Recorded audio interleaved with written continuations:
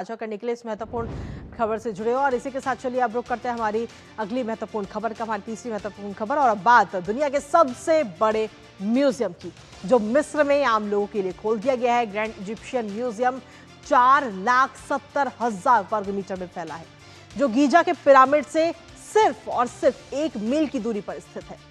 Museum अब आम लोगों के लिए पूरी तरह से खोल दिया गया है। और इस म्यूजियम में कौन कौन सी धरोहरें रखी जाएंगी और ये म्यूजियम कैसे पर्यटन को देगा बढ़ावा, बताएंगे आपको। साथ ही करेंगे चर्चा अपने संवाददाता से। उससे पहले आपको दिखाते हैं दुनिया का सबसे बड़ा म्यूजियम।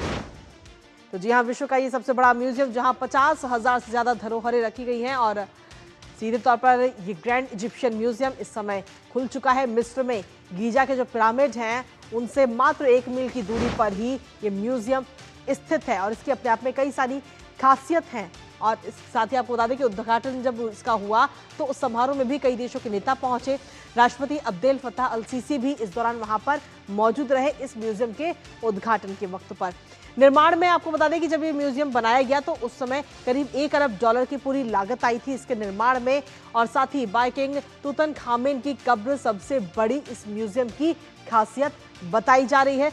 ब्रिटिश पुरातत्वविद हार्वर्ड कार्टर ने ये कब्र खोजी थी। और इसके साथ ही इस कब्र में 5,500 से ज्यादा दुर्लभ वस्तुएं भी मिली। और हर साल 80 लाख पर्यटकों के आने की उम्मीद अब इसमें जताई जा रही है कि हर साल 80 लाख से ज्यादा पर्यटक इसमें आएंगे इस म्यूजियम को देखने के लिए। पर्यटन उद्योग के लिए भी काफी ऐतिहासिक कदम के तौर पर इस म्यूजियम को देखा जा रहा है। और जो पिरामिड है उसके आकार का ये पूरा विशाल दरवाजा भी बनाया गया। इसमें 1992 में पूरा ग्रैंड इजिप्शियन म्यूजियम का जो ऐलान है वो किया गया था, पूरा खाका तैयार हुआ था। लेकिन उसके बाद में साल 2005 में इसका म्यूजियम का जो निर्माण है वो शुरू हुआ था। और अब 20 साल बाद यानी कि 2025 में ये म्यूजियम बनकर तैयार हो चुका है। इसके साथ ही इस म्यूजियम की अगर हम बात करें तो इसके अंदर एक साथ 50,000 से ज्यादा धरोहरें रखी गई हैं। इस म्यूजियम में 50,000 से ज्यादा ऐतिहासिक वस्तुएं प्रदर्शित की जा रही हैं। और जिसमें सीधे तौर पर हम देखें तो 83 टन वजनी और 3,200 साल पुरानी रामेसेस भी इसमें है। द्वितीय की मूर्ति इसमें शामिल की गई है। तो इस म्यूजियम के अंदर अगर आप कभी जाएंगे तो उसमें आपको क्या कुछ देखने को मिलेगा और क्या खासियत है वो हम आपको बता रहे हैं। 4,500 साल पुरानी खुफू की नाव भी इसमें मौजूद है। तो सालों पुरानी जो चीजें हैं, जो ऐतिहासिक धरोहरें हैं, उनको इस म्यूजियम में रखा गया है ताकि लोग आकर के उनको देख सके। इस संग्रहालय में 24,000 वर्ग मीटर की स्थायी प्रदर्शनी भी लगाई गई है। साथ ही बच्चों का म्यूजियम, कॉन्फ्रेंस और एजुकेशन सेंटर भी इसके अंदर बनाया गया है, पूरा अच्छे से तैयार किया गया है। बड़ा संरक्षण केंद्र और कमर्शियल जोन भी इसके अंदर बनाए गए इस म्यूजियम के अंदर। इसके साथ ही इस म्यूजियम में 12 जो है वो मुख्य गैलरियां भी बनाई गई हैं। इतिहास के युग और थीम के आधार पर इसमें प्रस्तुति है। और साथ ही आपको बता दें कि ये पुराने ऐतिहासिक काल से लेकर के रोमन युग तक का पूरा इतिहास आप इस म्यूजियम के जरिए देख सकते हैं।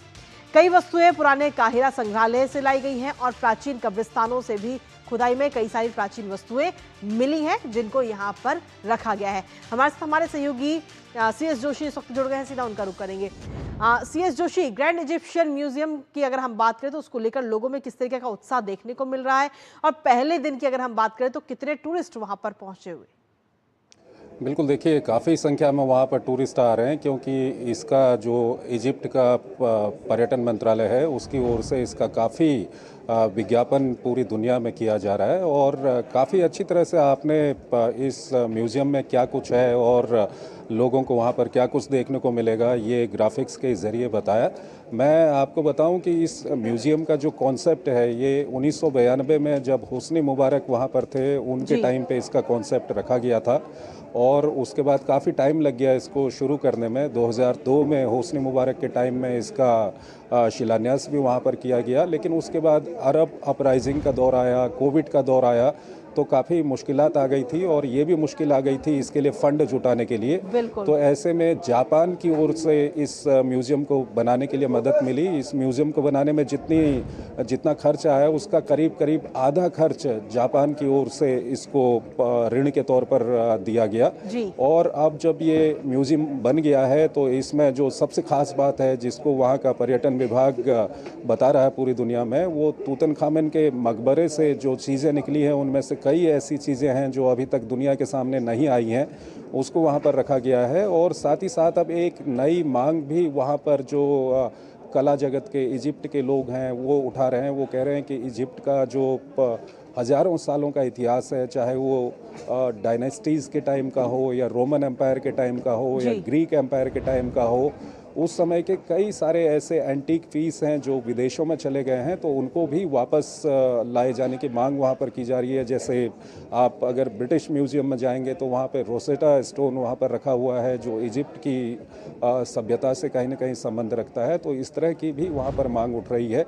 और दूसरा यह है कि इजिप्ट के जो लोग हैं उनमें काफ़ी खुशी है, क्योंकि उनका कहना है कि अभी तक जो इजिप्ट के अंदर जितनी भी खुदाई हुई है, जितना भी इतिहास को देखा गया है, वो बाहर के लोगों ने आकर देखा है। और इजिप्टोलॉजिस्ट जो हैं बाहर के लोग ज़्यादा हैं, लेकिन इस म्यूज़ियम के बनने के बाद अब इजिप्ट के लोगों ने दिखा दिया है कि वो भी इजिप्ट का जो हज़ारों साल पुराना इतिहास है उसको दुनिया के सामने रखने में कहीं भी पीछे नहीं है। चलिए, बहुत बहुत शुक्रिया CS जोशी तमाम जानकारी हमारे साथ साझा करने के लिए इस म्यूजियम से जुड़ी हुई। तो सीधे तौर पर अगर हम देखें तो विश्व का सबसे बड़ा ये म्यूजियम अब बनकर तैयार हो चुका है और खुल चुका है आम लोगों के लिए। आप भी इसमें जा सकते हैं, जो हजारों साल पुरानी चीजें हैं आप उनको देख सकते हैं।